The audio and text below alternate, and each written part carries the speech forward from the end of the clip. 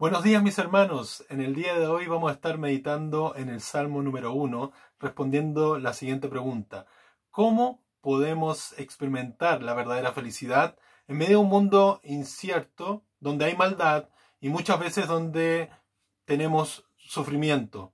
Así que les invito a poder antes disfrutar de una alabanza para conectarnos de corazón al Señor mientras nos preparamos para este mensaje.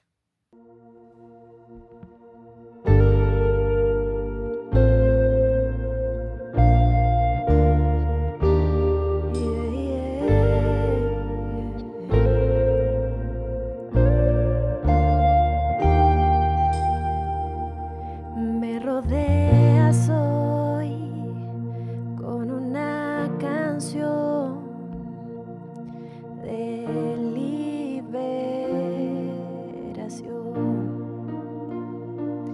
El mal tuvo que huir estando ante ti. Temores ya no hay. Ya no soy esclavo del temor. Yo soy hijo de Dios. Ya no soy esclavo del temor. Yo soy hijo de Dios.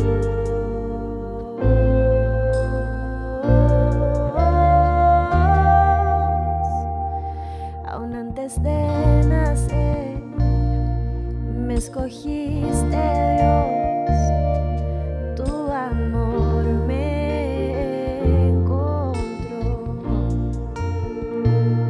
En tu familia, oh Dios, he vuelto a nacer. Tu sangre fluye en mí. Y ya no soy esclavo del temor. Yo soy hijo de Dios. Ya no soy esclavo del temor. Yo soy hijo de Dios.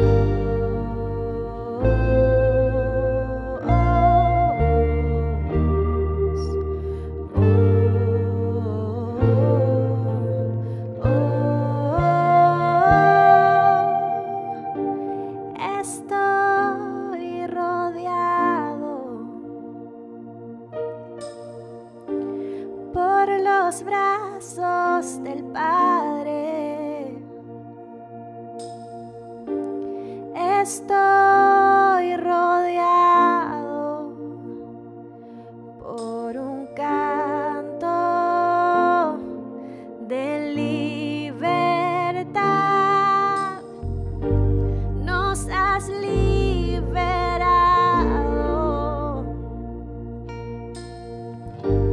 del pasado.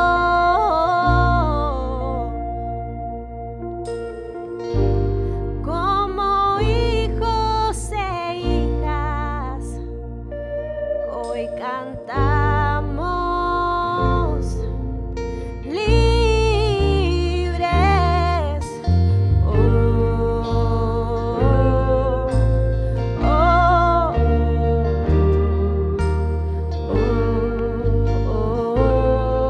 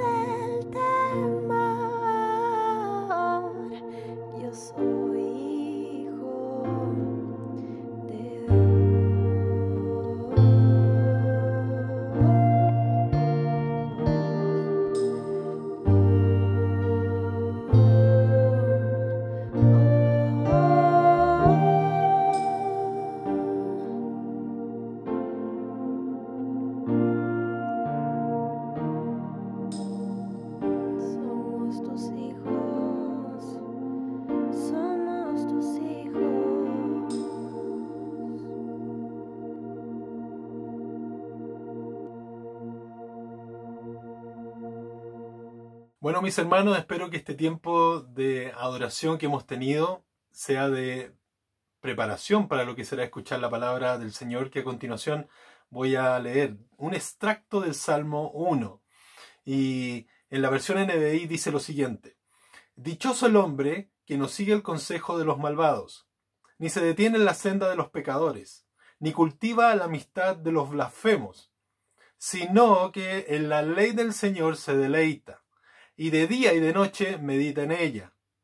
Es como el árbol plantado a la orilla de un río, que cuando llega su tiempo, da fruto y sus hojas jamás se marchitan. Todo cuanto hace, prospera. Este es el extracto del Salmo que he querido compartir con ustedes en esta mañana, sobre todo porque lo que hace el Salmo inicialmente refleja cuál es la vida o el estilo de vida de aquel que tiene una relación con Dios en contraste con aquel que no lo tiene. Y lo que hace es mostrar ese fruto, cómo el Salmo identifica a alguien dichoso, bienaventurado, extremadamente feliz cuando no hace ciertas cosas y cuando sí hace una cosa principal.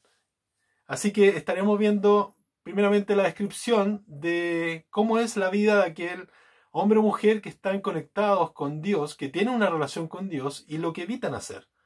Y después veremos cómo en esta conexión con Dios sí realmente debiese hacer. Y la distinción es tremenda.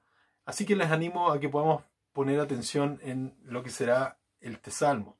Por ejemplo, lo que no tiene que hacer alguien que está en relación con Dios y surge desde esa relación el fruto de evitar estas ciertas cosas. Por ejemplo, dice que no sigue el consejo de los malvados. Hay muchas cosas que en este mundo están siendo anunciadas, o aquellos que no conocen a Dios buscan hacer su vida a su manera y dan consejos que no llevan a una vida que agrada al Señor. En cambio, el que está en una relación con Dios siempre está buscando un consejo no solo que dé un resultado como él desea o efectivo, sino que también glorifique al Señor, que también le agrade a Dios, porque los consejos los irá buscando respecto a la voluntad del Señor. Entonces, él o ella se alejan del consejo de los malvados, aprenden a discernir qué tipo de consejos tomar y cuáles no, y continúan entonces en lo siguiente que no hacen, ni se detienen en la senda de los pecadores. Sabemos que todos hemos pecado y que normalmente siempre cada uno de nosotros tenemos la tendencia a ir hacia un cierto camino de pecado. Por algunos será el vicio, por otros será el intelectualismo, otros será la violencia o la forma como tratan a la gente. Diferentes tipos de pecados, cada uno sabe qué camino ha tomado cuando se ha alejado de Dios o cuando está viviendo una vida sin Dios. En cambio, cuando alguien tiene una relación con Dios, no se detiene en esa senda que otros llevan, como de alguna forma los ve pasar, pero no los sigue. No se detiene a meditar qué tan agradable o bueno sea esto. O realmente quizás llegar a pensar, como en el Salmo 73, por ejemplo, que les animo también a leer, ¿qué sentido tiene entonces hacer y tener una vida que agrada a Dios si a los demás que no lo hacen les está yendo mejor? Y ese era el dilema que tenía este salmista, y al final se da cuenta que había entrado en un círculo de necedad al llegar a pensar eso de lo que significa vivir una vida para Dios, porque Dios le mostró cuál era el camino final de esa vida de los que no siguen al Señor. Entonces, no se detiene, no practica ese tipo de caminos y busca alejarse de ellos.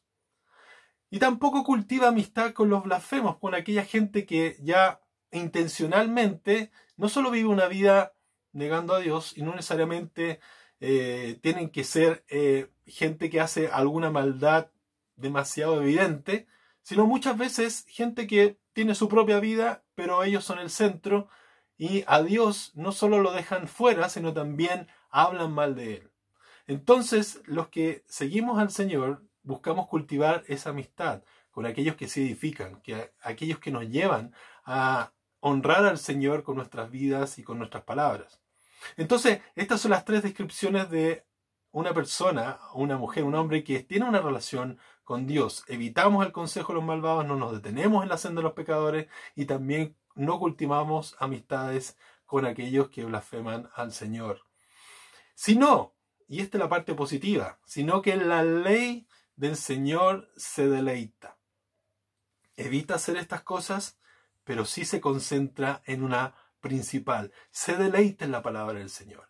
Se deleita de día y de noche. O sea, no es que pase todo el día una especie de monasterio en su casa tratando de pensar y a solas y no hace ninguna otra cosa, sino al contrario, la ley la lleva interna, la medita, aparta tiempo para leerla, ya sea en el día o la noche, pero todo el día está pendiente de buscar cuál es la voluntad que Dios quiere manifestar en medio de esa palabra.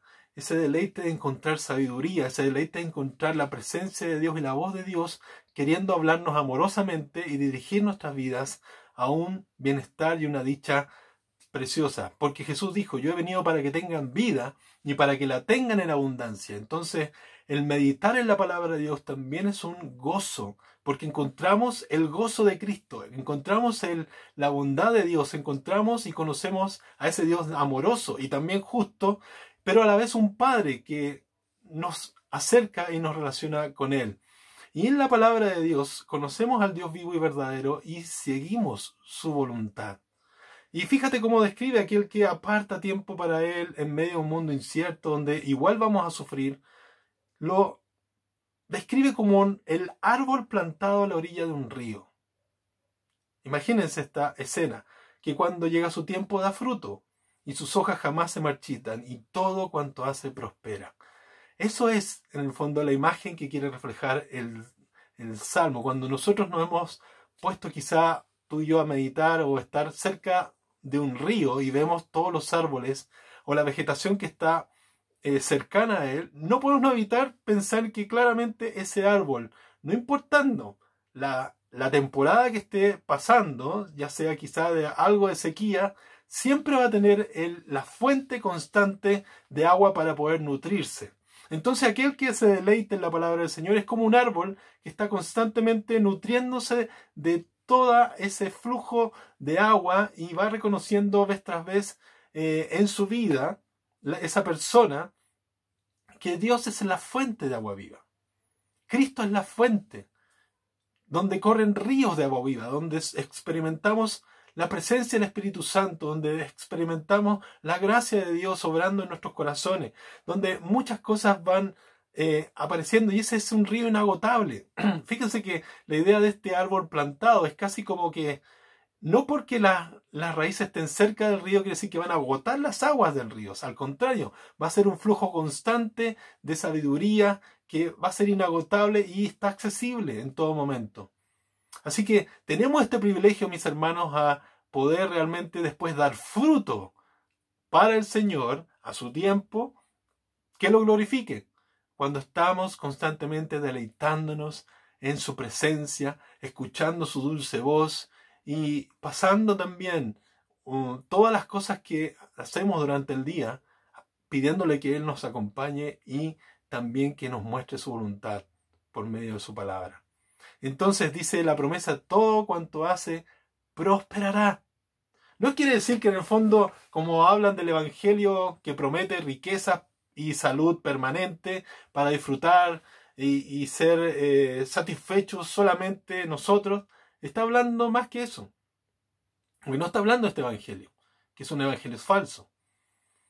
Está hablando que realmente en la presencia de Dios, en la persona de Jesús, cuando tenemos esta relación que está constantemente siendo alimentada, nutrida por esta fuente inagotable, constante de sabiduría, de gozo, de amor, de todo lo que fluye de este Dios infinito y amoroso y cercano que ha llegado a nuestras vidas en Jesús, nosotros podemos también prosperar en todo lo que hacemos. somos como personas de voluntad firme, somos personas que no tenemos miedo a lo que venga en el futuro, somos personas que confiamos en que Dios está en control de todas las cosas y tiene siempre buenos planes y propósitos para nosotros. Estamos constantemente confiados, aún en un mundo incierto, aún en medio de enfermedad, aún en medio de quizás malas noticias que escuchamos, tenemos la certeza y la seguridad de que en Dios podemos plantarnos firmes delante de Él y poder